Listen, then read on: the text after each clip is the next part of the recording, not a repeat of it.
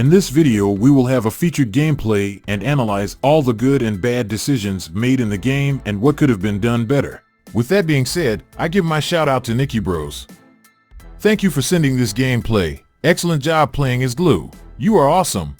Also, if you want to improve how you play on any lane and role, we suggest watching the following videos. The links are on the description. It was nice that Nicky aided Granger in clearing the jungle. Usually though, it's better aiding the mid laner in clearing the minions so that it will be easier for their mage to rotate and join team fights.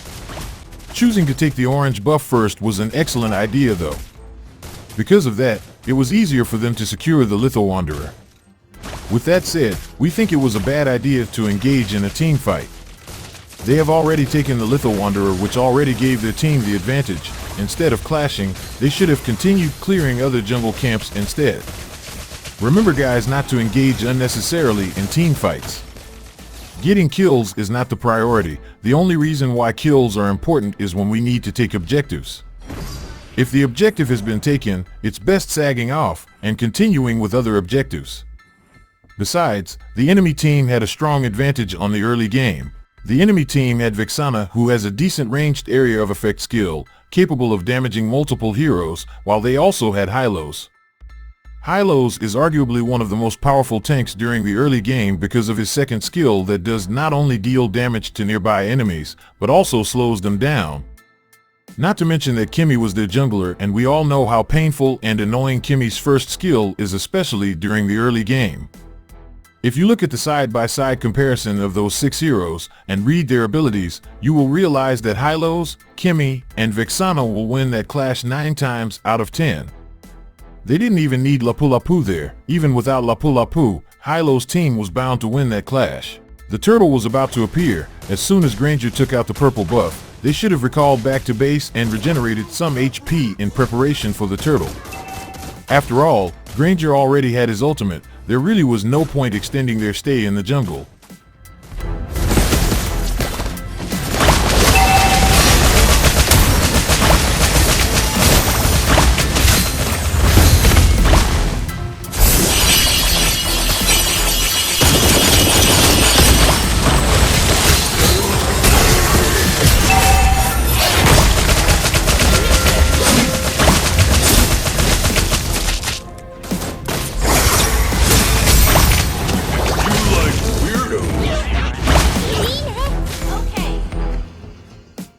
Great job for driving the enemies away and resetting the turtle's HP. Remember not to force taking the turtle, especially when your team is behind or if you are unsure where the enemies are hiding. Sometimes, resetting the turtle is more than enough to give your team an advantage.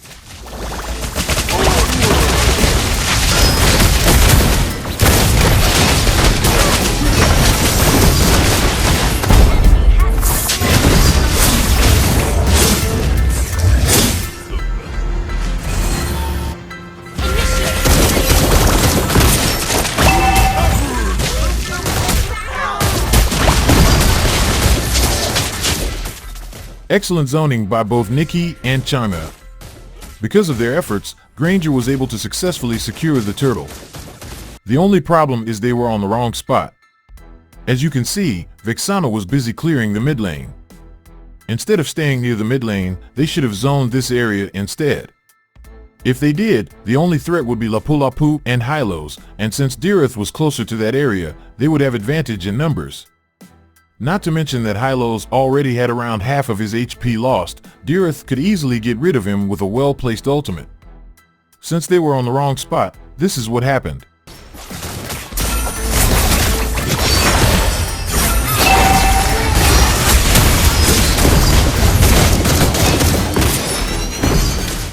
Not a very good start for their team.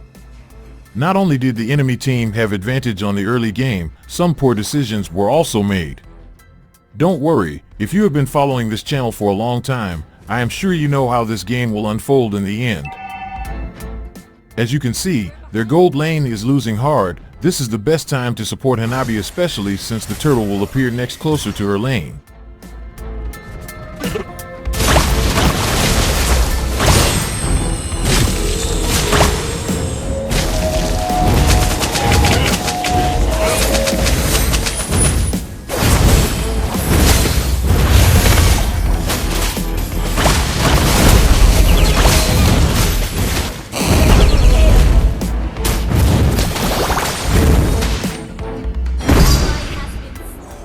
Since they were able to successfully destroy the top lane turret, they should now start focusing more on pressuring the mid lane.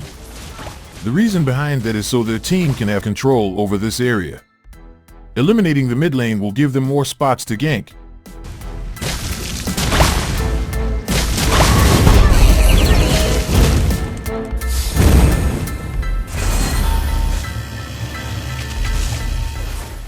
Sadly, Hanabi decided to stay.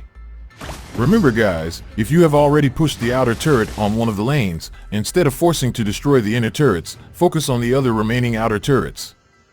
Inner turrets have significantly higher stats than outer turrets, so destroying it without enough level and items will be very difficult. Besides, you are just putting yourself at risk of getting ganked, especially if you are playing as a squishy hero such as Hanabi. Since Kimmy only had very little HP left, Nicky should have just retreated. Forcing Kimmy to retreat was already good enough. He really didn't have to secure a kill in that situation. Instead, he should have gone back to the turtle and helped Granger by zoning out enemies that are closing in on Granger. Since Dirith was able to successfully take down a number of enemies, the most ideal play here is to pressure the mid lane. It's admirable that Dirith wanted to steal the orange buff, but the enemies already respawned, and since their top lane was already pushed, the odds of them going there was high.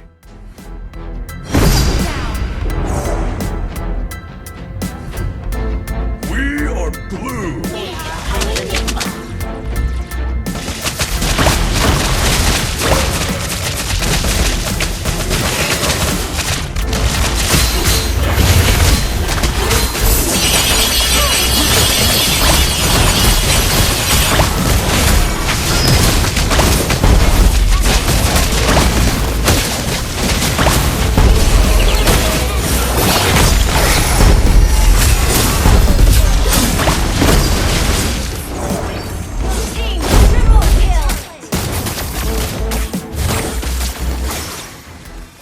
Now that all of the outer turrets are destroyed, they have a stronger map control than the enemies. This will open up more opportunities for ganking and taking major objectives such as the turtle and the lord. Very good target selection by Nicky. He started focusing on the squishier targets while at the same time keeping an eye out for the jungler, which allowed him to smoothly switch targets and protect his allies. As a tank roamer, protecting and zoning enemies is one of your duties. Very good job of isolating Lapu Lapu away from Kimmy. Since Nicky was successful, it was easier for his teammates to take Lapu Lapu down, and with the vision he had provided to his allies, they knew who to target next. When playing as a roamer, make sure to check the entire perimeter. Since Dirith was already there, it would have been a better idea to check the other bushes. If Nicky did, Granger would have probably survived.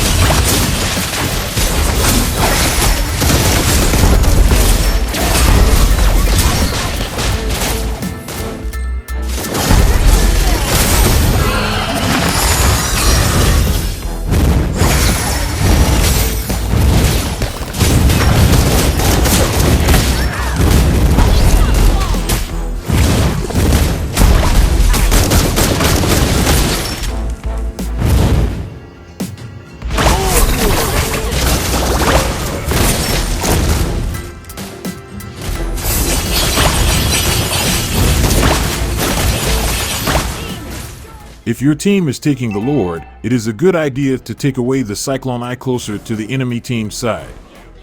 Doing so will make it more difficult for the enemy team to attempt an objective steal. A lot of heroes can use the Cyclone Eye to close the gap between them and the Lord faster, which is something you want to prevent. Since Deereth was there, Nicky should have gone back to the area closer to the mid lane. Deereth can dispose of Vexana alone, and he wasn't really needed in taking her down. Because of that misplay, they lost the Lord.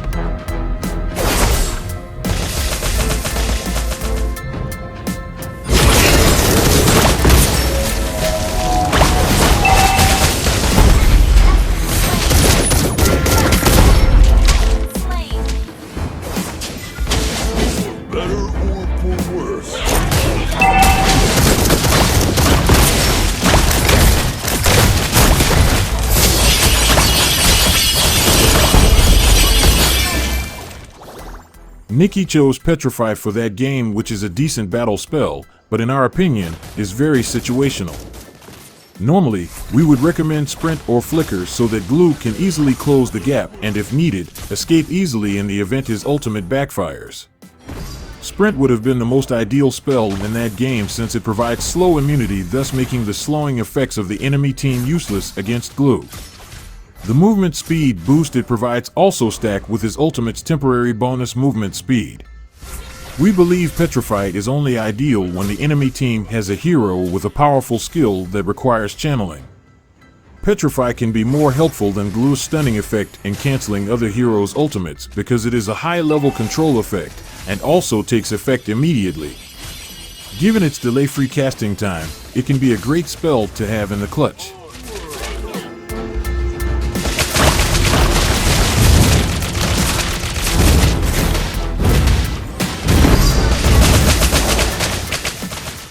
Excellent diversion, though they would have easily escaped that if not for those misplays, but still a good job since they were able to stall and allow their allies to take the Lord. The ideal play here would be for their team to clear one wave of minion on the bottom lane, then retreat and take some jungle camps. An ally has slain Lord. They would have won this game if Nicky focused on preventing Lapu Lapu from retreating, while Chama focused on Vexana. Sadly, they decided to sag off and allowed them both to escape. Before we forget, this was Nicky's build in that game. Initially, he focused on DPS and HP items, and then transitioned to damage reduction, which we believe was a good idea considering how powerful Layla was during the late game. As for the emblem, Nicky chose the defensive route. His emblem configuration has the highest defensive potential in the game, which we would have selected as well if we were in his shoes. He then chose Focusing Mark as his core talent. Same as the rest of his choices, we strongly believe that is also ideal. It allows the user's allies to deal more damage on enemies the user of Focusing Mark dealt damage on.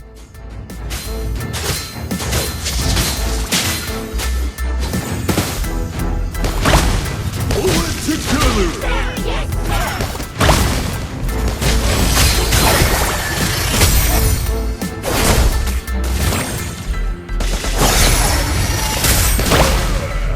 Spot to hide a lead.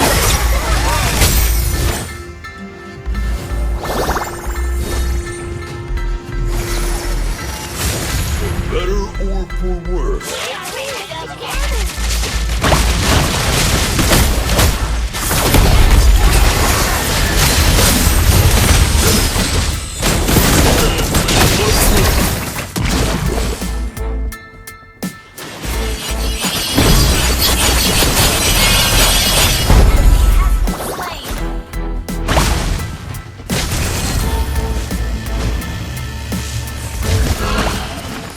Since 2 of the enemy team's major damage dealers have been taken down, they can go ahead and end the game here by taking the Lord.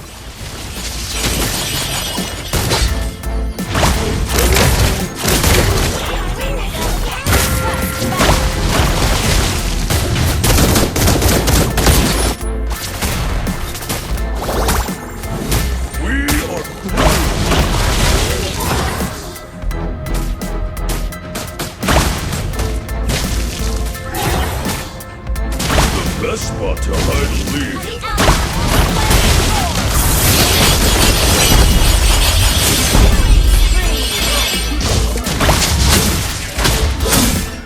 Where are the rest of us?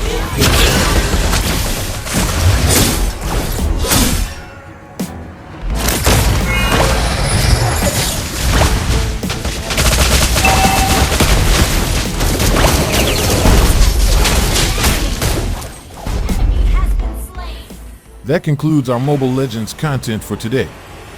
Did we miss any other recommendations applicable in that game? Leave your thoughts on the comment section below, and if you haven't yet, don't forget to hit like, share, and subscribe to the channel. Stay safe everyone. Peace.